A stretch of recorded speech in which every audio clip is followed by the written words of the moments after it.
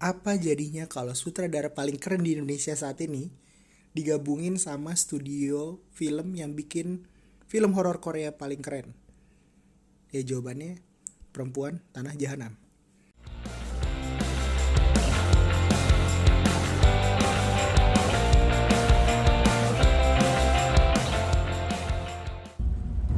Kayaknya gue mau pergi seminggu deh. Mana? Orang tua itu nggak terlalu penting. Ya tapi kan sebenarnya lo tahu mereka siapa. Iya sih. Apalagi kalau orang tua ninggalin harta banyak. Buat yang suka nonton film-film buatan Joko Anwar kayak Janji Joni, Kala, Pintu Terlarang, pasti udah tahu banget gimana kerennya Joko Anwar dalam membuat film dan bisa dibilang salah satu talenta sutradara terbaik di Indonesia. Tapi sayangnya film-film dia tuh terlalu segmented dan bukan selera pasar mainstream di Indonesia. Makanya gue gak heran nama dia tuh gak pernah senaik Hanung, Rizal Mantovani atau bahkan Rudi Sudjarwo. Nah sampai akhirnya Joko Anwar bikin film Pengabdi Setan yang genrenya horor. Dan berhubung horor itu genre yang populer banget di Indonesia, jadilah film ini sukses meledak banget sampai entah berapa juta penonton, 6 juta apa 5 juta gitu. Orang-orang Indo tuh seakan jadi kayak baru tahu gitu ada sinias Indo yang berbakat yang bisa bikin film horor sebagus ini. Nah, seolah manfaatin ketenaran dia di Pengabdi Setan, Joko Anwar langsung bikin film Perempuan Tanah Jahanam. Bahasa itunya Impetigor ya. Nah, buat yang suka banget sama Joko Anwar yang ngikutin dia, pasti tahu banget sama Impetigor. Karena udah dari dulu banget Joko Anwar ngetis film ini. Nah, berkat kesuksesan Pengabdi Setan, dia pasti dapat sokongan dana besar nih buat bikin ini film. Ya benar aja. Kelihatan banget ini film punya nilai produksi yang amat tinggi. Kayaknya gak berlebihan sih kalau bilang film ini sebagai salah satu film Indonesia dengan kualitas terbaik sepanjang sejarah industri film modern di Indonesia. Apalagi Joko Anwar sekarang main di genre andalan dia, thriller. Ya Bang, desa itu tuh desa terpencil Mbak, nggak ada apa-apa. Gede banget rumahnya. Sini kok banyak banget ya, kuburan anak kecil.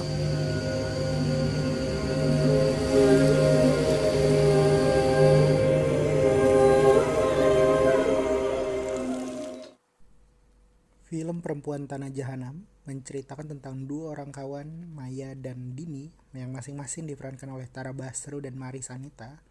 Nah mereka nih dua orang ini berusaha bertahan hidup gitu di kota. Nggak punya keluarga, nggak punya sanak saudara sama sekali gitu.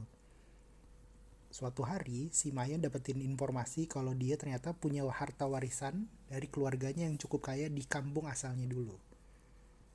Dengan modal informasi yang didapat, ditambah lagi mereka susah banget nyari duit di kota, Maya akhirnya ngajak Dini pergi ke kampung asalnya untuk mencari tahu kebenaran bener gak sih kalau dia tuh udah dapat harta warisan itu. Waktu akhirnya mereka tiba di kampung, mereka justru nemuin misteri yang aneh banget di kampung ini. Kampung itu tertinggal, kayak kosong, gak banyak kehidupan.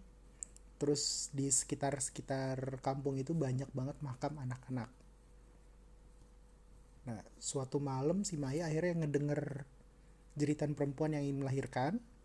Terus dia penasaran dan nyoba datengin asal suara tersebut. Di situ dia ngeliat proses kelahiran anak yang cukup menyeramkan.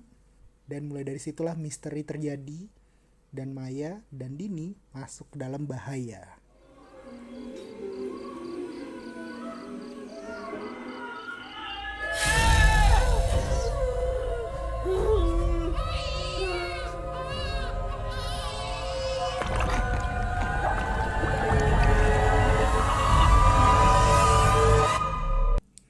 Waktu gue nonton intronya itu, semua yang nonton bareng gue kayak tegang banget nonton awal-awal intronya. Luar biasa, gue langsung kayak oke, ini dia Joko Anwar yang gue tunggu-tunggu nih. Tegangnya dapet banget, terus mistis, thriller, wah gila, perfect lah. Itu intro paling oke lah yang pernah gue tonton.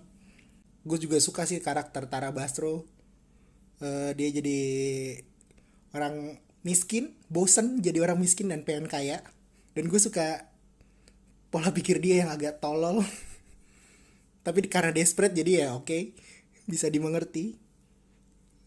Nah, dan waktu akhirnya mereka datang ke desa terpencil ini, itu baru kelihatan banget kolaborasi studionya tuh kayak efektif gitu ya. Mereka bisa nemuin lokasi yang menyeramkan. Ditambah lagi kalau bikin setting, gue yakin bantuan studio Korea ini dari situ tuh. Mereka bisa bikin settingan menyeramkan. Sama kayak The Wailing yang settingnya juga di desa yang agak terpencil.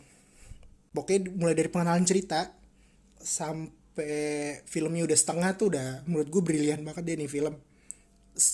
Semuanya udah dapet gitu. Atmosfer mistisnya dapet, karakternya dapet, acting oke. Terus sinematografi nggak usah ditanya lagi lah. Kayaknya udah di kelas paling tinggi lah kalau di film Indonesia. Yang lucunya nih kalau karakter, gue berharap kayak Christine Hakim sama Aryo Bayu tuh bakal mencuri perhatian banget gitu kan secara Christine Hakim jadi peran jahat. Tapi justru yang mencuri perhatian ini malah si Asmara Abigail nih.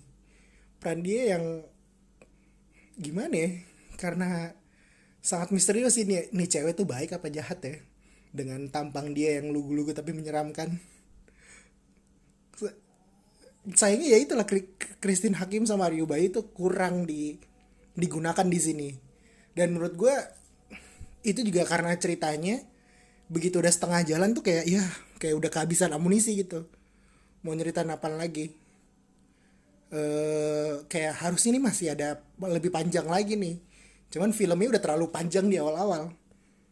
Dan begitu nyadar kalau wah ini harus diselesaikan nih, langsung buru-buru dikeluarin semua tuh misteri-misteri yang udah diangkat di awal film. Kayak misalkan kenapa nih desa kayak mistis banget gitu, kenapa banyak bayi yang mati, banyak kuburan bayi, terus penyakit apa yang bisa ngebikin nih desa jadi kayak terkutuk gini. Itu kayak biasa itu Joko Anwar tuh kalau nge-reveal misteri-misteri yang ada di film dia tuh kayak bertahap gitu, pelan sampai akhirnya twist ending gitu kan. Tapi kalau di film ini sayangnya kayak waduh udah mau habis nih film nih, buru-buru dikeluarin. Kayak sayang aja gitu. Dan menurut gue juga yang di reveal juga ya udah gitu doang, udah ketahuan. Maksudnya ya kita udah tahu lah apa yang terjadi, udah bisa kerangkai gitu. Jadi kayak twistnya tuh menurut gue agak kurang. Gimana ya? Cuman menurut gue sih ini karena Joko Anwar mau coba merangkul penonton-penonton baru yang dari Pengabdi Setan, terus pengen nonton film ini supaya bisa mengerti. Dia nggak terlalu berat-berat banget karena biasanya film Joko Anwar tuh penuh visualisasi, terus adegan-adegannya twistnya tuh nggak segampang itulah ditonton, butuh mikir gitu ya, tanda kutip mikir. Tapi karena banyak penonton baru mungkin Joko Anwar kayak gue harus ini nih segamblang mungkin menjelaskannya. Cuman jadinya ya jadi terlalu ya gitulah, jadi terlalu hambar menurut gue. Cerita yang udah dibangun di awal-awal jadi kayak ya udah gini doang. Sayang aja menurut gue, padahal ini yang potensi film ini udah oke banget, benar-benar oke banget. Dan atmosfer mistisnya tuh benar-benar dari awal sampai akhir tuh kerasa banget gitu. Adegan-adegan yang ditampilin juga kayak adegan eksekusi, adegan hantu, itu semua oke semuanya gitu. Tapi sayangnya ya begitu, ceritanya menurun sampai jadi kayak biasa banget gitu di akhir-akhir, di setengah ke akhir. Dan ya jadinya padahal itu kan kayaknya amunisi utama film ini, ceritanya kan. Karena jadinya cuman begitu aja, filmnya pun jadi kayak ya udahlah, nggak sebagus yang gue harapkan. Gue berharap sebenarnya ya itulah, mungkin karena ekspektasi tinggi kali ya. Jadi ya sayang banget.